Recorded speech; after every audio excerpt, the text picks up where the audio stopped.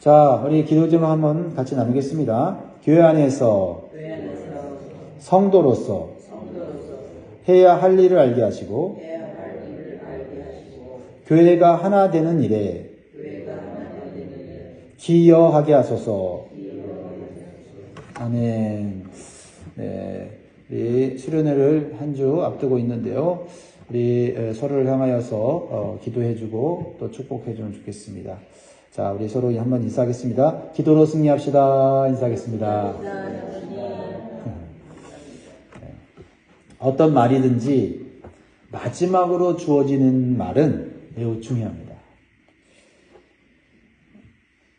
그래서 사람이 죽음을 앞두고 하는 말을 유언이라고 하면서 평생에 새길 것을 강조하는 것이지요. 오늘 말씀이 그런 말씀입니다.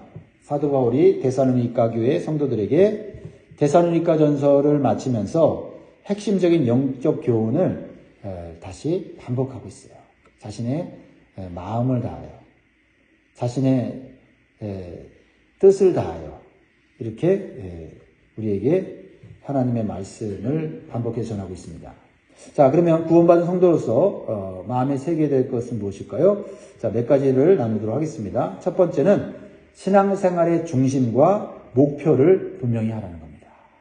신앙생활에도 중심이 있어야 되고요. 목표가 있어야 한다라는 겁니다. 자, 23절 말씀을 다시 보겠습니다. 평강의 하나님이 친히 너희를 온전히 거룩하게 하시고 또 너희의 온 영과 혼과 몸이 우리 주 예수 그리스도께서 강림하실 때 흠없게 보존되기를 원하노라. 우리의 신앙과 삶의 중심은 하나님입니다. 당연하지요. 그러나 하나님이 중심이라고 말하면서 사람 중심일 때가 많기 때문에 그렇습니다. 특별히 사도 바울은요, 평강의 하나님이 우리의 삶의 중심이라고 말하는 거예요. 우리 인간이요, 하나님 없이 살아갈 때에 불안과 걱정에 매여 살 수밖에 없었습니다. 그렇죠? 물론 어떤 일상생활에 또는 우리의 어떤 필요를 만족하면서 살아감으로 마음에 때로는 평강이 있는 것 같습니다. 그러나 근본적인 인간의 불안과 두려움은 사라지지 않는 거거든요. 그것이 하나님과의 관계가 온전치 않았기 때문에 생기는 근본적인 불안이에요. 그래서 그 불안에 의해서 열심히 돈을 벌고, 왜? 돈이 있어야 그래도 내 삶이 안정적인 삶을 살 수 있을 것 같고, 그리고 좀 더 높은 자리에 올라가야 내가 내 삶을 지키고 내 자녀를 지킬 수 있다고 하는 그런 생각을 갖게 되는 거죠. 사실은 하나님과의 관계가 없음으로 말미암아 느끼는 근본적인 불안이거든요. 하나님 계시면, 그렇죠? 걱정, 고심을 다 맡길 수 있고 하나님이 그 인생을 책임져 주기 때문입니다. 무엇보다도 우리가 죄와 마귀에 매어 살았기 때문에 우리의 마음속의 불안과 근심은 끊임없이 솟아나는 것입니다. 그 죄와 그 죄악으로 말미암아서 우리 인간과 하나님 사이는 원수 관계가 되었습니다. 그런데요, 예수 그리스도께서 십자가에서 모든 죄를 도말하시고 마귀를 이기셨습니다. 그래서 하나님과 우리 인간 사이를 회복시켜서 화목하게 한 거예요. 이것이 하나님의 평강이다라는 거예요. 가장 인생의 근본적인 문제를 해결한 거죠. 결과적으로 우리 믿는 성도의 마음속에는 하나님의 평강이 부어졌어요. 이 평강은 우리의 걱정과 근심을 몰아내주고요, 우리에게 소망을 주는 거예요. 하나님만 바라보게 하는 거죠. 이 세상의 삶에 뭔가 부족하고 또 뭔가 연약하고 뭔가 불안할 때 하나님의 평강이 우리 안에 들어오면 모든 것들이 다 사라지죠. 그리고 우리의 인생을 소망 가운데 바라보게 되는 거예요. 그래서 우리는요, 하나님의 평강을 힘써서 유지하고 간직해야 돼요. 그래야만 앞으로 다가오는 모든 환난과 고통 속에서도 믿음을 지킬 수 있고요, 인내하고 승리할 수 있다는 겁니다. 그러니까 사도 바울이 지금 강조하고 있는 것이 뭐냐면 하나님의 평강이에요. 눈에 보이지 않지만 우리 속에 있는 거죠. 신앙생활에 중요한 것은 하나님의 평강이다. 그리고 하나님의 평강을 지키기 위해서는요, 우리가 죄를 멀리하고 죄와 싸우는 거룩한 삶을 살아야 된다는 거죠. 하나님의 평강이 유지되는 거는 어떤 돈이 많아지고 힘이 있고 뭔가 세상에서 인정받는 어떤 그런 삶으로 평강이 유지되는 게 아니라 죄를 멀리하고 죄와 싸우는 거룩한 삶을 유지할 때 성령께서 우리 안에 계심으로 우리에게 평강을 주시고 우리에게 기쁨을 주시고 소망을 주시는 것이죠. 그러니까 뭐를 우리가 초점을 맞춰서 신앙생활을 해야 되는지를 깨달아야 하는 것입니다. 거룩한 삶, 이것이 신앙생활의 첫 번째 목표가 되어야 돼요. 우리가 원하는 육신적인 만족은 부차적인 것입니다. 왜냐하면 우리는 이 땅의 삶이 전부가 아니에요. 이 땅에서 성공했다고 해도 성공이 아닐 수 있습니다. 왜냐하면 우리 구원받은 성도는 예수 그리스도의 재림이 있음을 우리는 분명히 믿습니다. 이것은 매우 핵심적인 신앙의 진리예요. 예수님께서 이 땅에 강림하실 때 어떤 일이 벌어집니까? 이 세상은 다 사라지고 새 하늘과 새 땅이 이루어지지 않습니까? 그리고 새롭고 영원한 삶이 다시 시작되지 않습니까? 그런 믿음을 우리가 갖고 그런 진리를 우리가 믿고 있다면 이 땅에서 필요했던 물질적이고 육신적인 것은 사실 다 사라질 거예요. 현재 물론 필요합니다. 그러나 거기에 목숨 걸 일이 아니다는 거죠. 그것은 사라질 거라는 것입니다. 그러면 남아있고 가장 중요한 게 뭐냐? 이거를 우리가 알아야만 우리가 이 땅에 살면서 세상의 것들을 우리가 누리면서 또 필요로 하면서 또 우리가 가장 중요한 것에 초점을 맞춘다. 그게 뭐냐? 바로 오늘 사도 바울이 우리를 향해 성도를 향해 기도하는 거예요. 23절 하반절에 보면 이런 말씀 나오죠. 또 너희의 온 영과 혼과 몸이 우리 주 예수 그리스도께서 강림하실 때 흠없게 보존되기를 원하노라.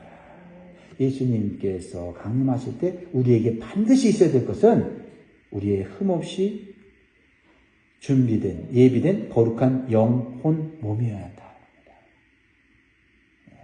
아무리 좋은 집에 살고 있어도 우리의 영혼, 몸이 주님 보시기에 준비가 되어 있지 않으면 영원한 나라에서 우리는 살 수 없다는 것입니다.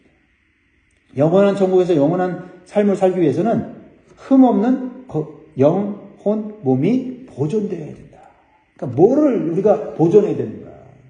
금고에 뭘 보존해야 되는가?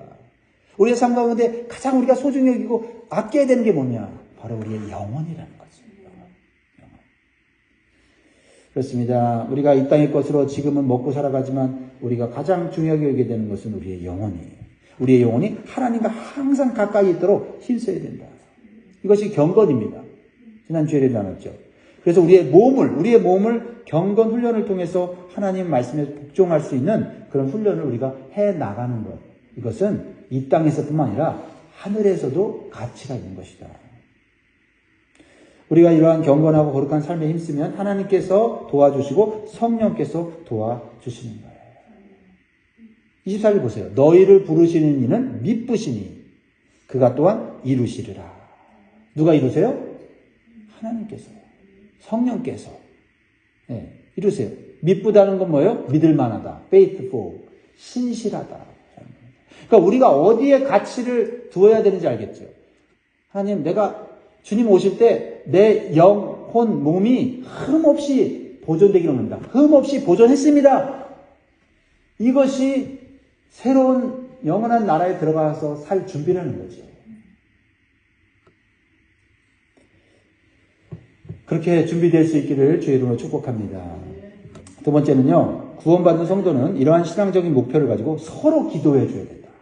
서로 기도해 주는 게 이게 성도들이 해야 될 일이다. 25절 보세요. 형제들아 우리를 위하여 기도하라. 사도 바울은 데살로니가 교회 성도들에게 기도를 부탁하고 있어요. 여러분, 사도 바울은 능력의 사람이고요. 또 기도의 사람이에요. 근데 왜 기도를 부탁할까요? 기도는 서로 해야 된다는 거예요. 사도 바울이 아무리 능력 있고 대단한 영적인 사도지만은 기도 없이는 아무것도 할 수 없었다는 걸 알았어요. 그래서 성도들에게 부탁하는 것, 그것은 바로 기도의 후원이었다라는 것입니다. 물론 사도 바울이 성도들을 위해서 얼마나 많은 기도를 하고 있습니까? 주야로 밤낮으로 눈물을 흘려 기도했다고 했습니다. 그러나 성도들이 알아야 될 것은 사도 바울과 함께 일하는 사역자들은 하나님의 이 귀한 복음을 전하고 하나님의 일을 하기 때문에 마귀가 더 큰 공격과 더 큰 시험과 더 큰 핍박을 준다는 사실이에요. 그래서 성도들이 기도해 줄 때 사도 바울과 사역자들은 하나님의 일을 끝까지 감당할 수 있게 된다라는 거죠. 그러니까 서로를 위해서 기도해 주는 것은 서로 영적으로 성장케 하고 영적인 열매를 맺게 하는 결과를 낳게 한다라는 거예요. 우리는 서로 믿음이 흔들리지 않도록 기도해 줘야 됩니다. 다른 것도 기도해 줘야죠. 하나님 병도 고쳐주시고요. 그 가정에 물질도 주시고요. 그 가정에 화목 주시고 이런 기도도 하지만 믿음이 흔들리지 않도록 서로 기도해야 돼요. 믿음 잃어버리면 다 잃어버리는 거잖아요. 우리가 그거 알잖아요. 그렇죠? 사실 세상에서는 이렇게 말하잖아요. 물질을 잃으면 적게 잃고 건강을 잃으면 많이 잃는다. 이렇게 말하잖아요. 그러니까 건강이 최고잖아요. 근데 우리는 건강도 중요하지만 더 중요한 게 믿음 잃어버리면 다 잃어버리는 거예요. 그걸 알잖아요. 그러니까 믿음 잃어버리지 않도록 기도해야 돼요. 특히 목회자와 사역자를 위해서 기도하는 것은 그것은 교회와 복음을 위해서 반드시 필요한 것이다. 목회자와 성도와의 관계 속에서 가장 중요한 건 뭐예요? 서로 기도해 주는 거예요. 세 번째로 주시는 교훈은 성도의 교제를 소홀히 하지 말라는 겁니다. 성도의 교제를 소홀히 하지 말라. 26절 거룩하게 입맞춤으로 모든 형제에게 문안하라. 그 당시 입맞춤은요 인사하는 방식이에요. 오늘날도 입맞춤으로 인사하는 그런 나라들이 있지요. 근데 여기서 중요한 특징이 뭐예요? 거룩하게라는 말이 있죠. 거룩하게 입맞춤이라는 말이 나와요. 그것은 뭐예요? 단순히 육적으로 인사하고 육적으로 그냥 교제하라는 게 아니죠. 그것은 영적인 인사와 영적인 교제를 하라는 거예요. 여러분, 신앙생활을 하게 될 때 자칫 잘못하면요, 내 중심이 될 수가 있어요. 열심히 하는데도 내 중심이 할 수가 있어요. 내가 은혜 받고 내 문제 해결 받는 데에만 초점을 맞추면서 살다 보면요, 다른 사람이나 교회를 세우는 봉사에는 신경을 쓰지 않는 경우가 있습니다. 그리고 다른 사람들을 섬기는 것은 내 일이 아니고 직분을 맡은 교회 지도자의 일이라고 생각할 수 있다는 거죠. 하지만 교회는 예수 그리스도의 몸이고 모든 성도는 그 몸의 지체들이에요. 예. 직분을 맡았으니까 교회를 해야 되고 난 직분이 없으니까 교회를 안 하고 이게 이분법적으로 생각이 아니라는 겁니다. 물론 더 많이 일을 하고 더 적게 일을 할 수가 있죠. 왜냐하면 우리의 몸의 구조를 보면 한 몸이 이 몸을 건강히 유지하기 위해서는 가장 많이 움직이는 게 뭡니까? 손 아닙니까? 발 아닙니까? 그렇죠? 눈 아닙니까? 그러나 다른 지체들은 아무것도 하지 않지 않습니까? 하지 않는 것이 아니라 각자의 역할을 하고 있기 때문에 손이 움직일 수 있고 발이 움직일 수 있고 입이 움직일 수 있는 거 아니겠어요?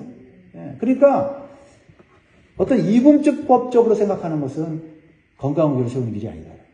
고린도전서 12장 27절에 분명히 말씀하죠. 너희는 그리스도의 몸이요 지체의 각 부분이라. 그리스도의 몸 안에 있는 자는 각 지체로서 역할을 할 수밖에 없다. 해야 된다라는 겁니다. 그래서 우리는 서로 주 안에서 한 가족이 된 형제 자매들입니다. 주님의 몸으로 서로 연결되어 있는 것이죠. 그래서 다른 지체들의 안부를 묻고 서로 관심을 갖고 돕는 것이 결국은 나를 위한 거고 교회를 위한 거고 주님의 몸을 건강하게 하는 거다. 다 연결되어 있다.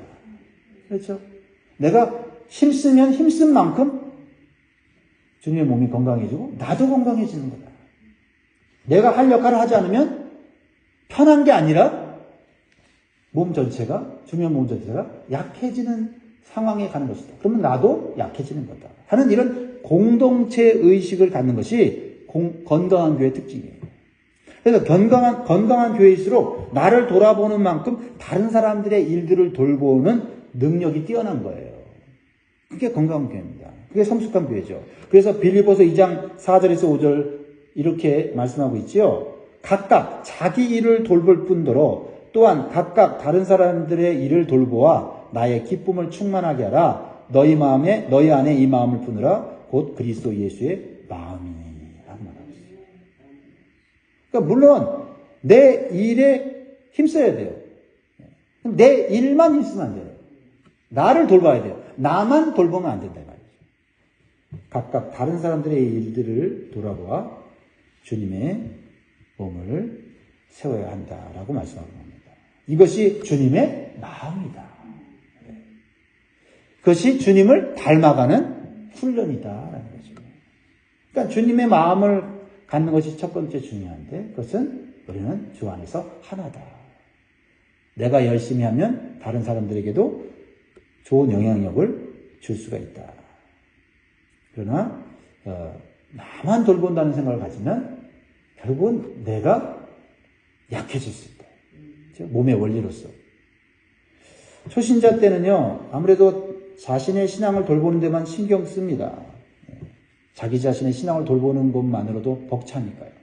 그러나 영적으로 성장하게 되면 다른 사람들을 돌봐주고 세워지는 일을 하게 돼요. 왜냐면 그 일에 영적인 기쁨을 느끼게 돼요. 그 영적인 기쁨은 뭐예요? 내가 다른 사람을 돌봄으로 주님의 몸을 세워야 된다는, 또 세울 수 있다는 기쁨이 있기 때문에 그래요. 남과 나를 구분하지 않게 되어진다. 그러므로 우리는 때가 오래되면 초신자의 신앙에서 벗어나서 성숙한 신앙으로 자라도록 서로 격려하고 도와주어야 할 줄 믿습니다. 네 번째로, 하나님의 말씀을 듣고 나누는 일에 힘써야 한다. 하나님의 말씀을 듣고 나누는 일에 힘써야 된다. 이것이 사도 바울이 데살로니가 교회에 간절하게 전하는 말씀이고 또 우리에게 전하는 말씀입니다.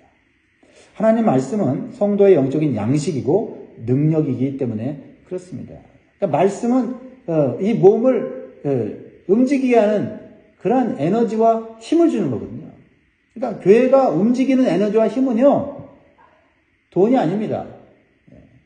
교회 안에 있는 어떤 힘 있는, 사회적으로 지위가 있는 사람이 아니에요. 하나님의 말씀이 운동력 있게 역사할 때 그 교회는 힘이 있는 거예요. 그러니까 돈 없고 힘 없고 그래도 말씀을 먹고 말씀으로 힘을 내는 성도들이 많으면 그 교회는요, 능력 있는 교회예요. 하나님이 사용하시는 교회입니다. 내가 LA에 있을 때 한 교회에 의사만 50명 있는 교회를 봤어요. 우리 집에 한 30분 되는 교회인데 의사들만 모여. 그러니까 의사들끼리 서로 연결해서 교회를 만든 거예요. 그 교회 담임 목사로 가신 분이 제 신학교 동기인데 목회를 하다가 너무너무 힘들다는 거예요. 교회 재정이 빵빵합니다. 뭘 하려고 하면 마음이 하나가 돼서 일을 해요. 근데 교회가 그 이상 성장하지 않는 거예요. 그리고 목회자는 꼭 무슨 종업원처럼 일을 하는 거죠. 왜요?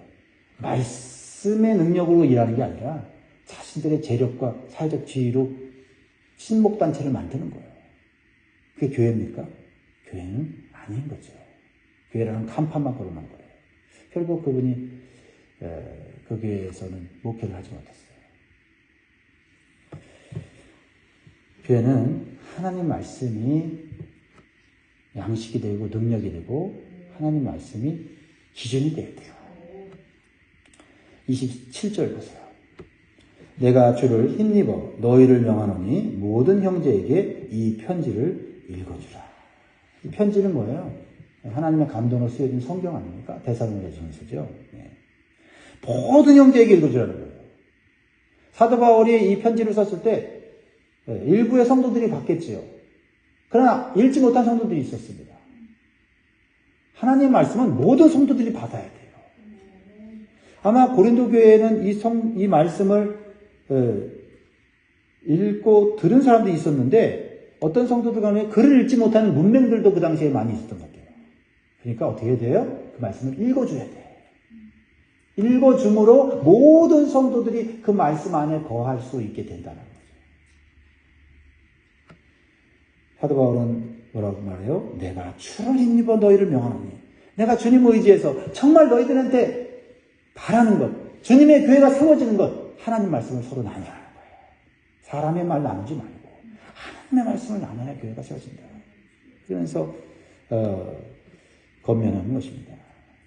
우리도 하나님 말씀인 성경을 서로 읽을 수 있도록 도와줘야 돼요.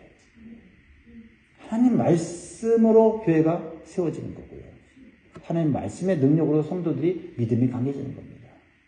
그냥 인간적인 교제로만, 끈끈한 어떤 인간적인 정으로만 교회가 세워지는 게 아니에요.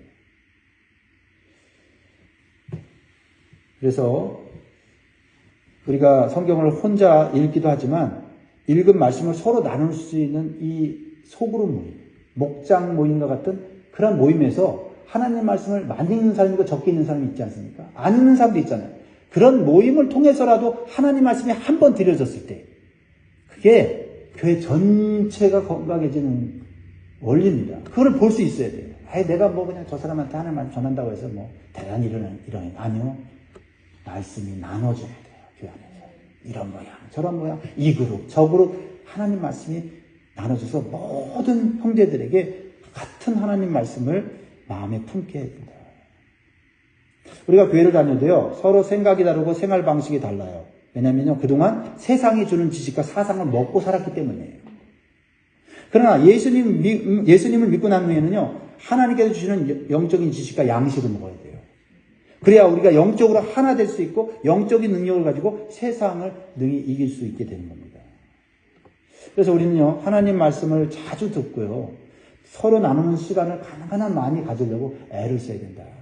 이게 공동체 의식, 한 몸 의식을 가진 성도들의 태도다라는 겁니다. 내가 말씀 받았어요. 오늘 새벽에 말씀을 듣고 깨달았어. 주변을 돌아보니 이 말씀 들으면 좋겠다는 사람도 있어요. 겸손하게 전해야 되죠. 오늘 말씀 이렇게 나눴다. 들었다. 은혜 받았다. 이렇게 해야 돼요. 가르치듯이 하면은, 또 기분 나쁘잖아요. 오늘 난 너무 은혜 받았다.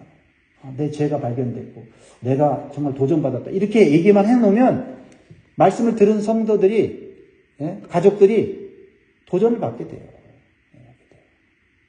당신은 이래서 안 돼 하면서 말씀으로 때리는 게 아니고, 말씀을 그냥 목장 안에서, 가정 안에서 이렇게 나누다 보면, 그래서 어떻게 해요? 우리의 목적은 뭐예요? 우리 가정이 건강해지고, 하나님 중심이 되고, 그래서 하나님 축복을 받는 게 목적인데, 그죠?